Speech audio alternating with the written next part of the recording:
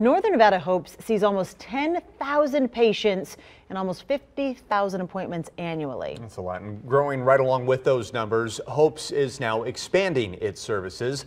Elizabeth Olvera joins us live at Hopes right now. And Liz, let's start with what this means for patients.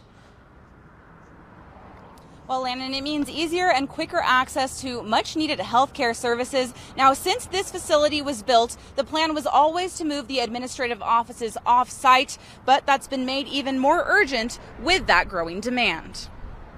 This is where the majority of the expansion is going to happen. These former administrative offices at Hopes will now be transformed into additional patient rooms. It is now behavioral health offices. Their admin site is now here.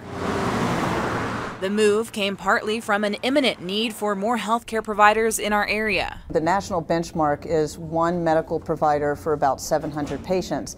And in our service area, we have one medical provider for about 3,900 patients. The dire situation specifically at Hopes is no different. Every day we turn away about 80 new patients. It's especially concerning for the more vulnerable population that Hopes serves. We work with people that have Medicaid and Medicare, some of our very vulnerable seniors in the community, some of our working families. While Hopes always planned to move the admin office off-site, the need is accelerated now. The demand for services spiked since the current facility began operations in 2016. From having around 2,400 visits to moving into this building, and last year we had over 44,000 visits. Construction is soon to begin to divide the now vacant rooms on the second and third floors of the building into separate patient rooms. It includes the addition of 12 new providers, both for behavioral health and primary care. That allows for 12,000 additional visits annually. So we're right on target with what our expectations were for the growth.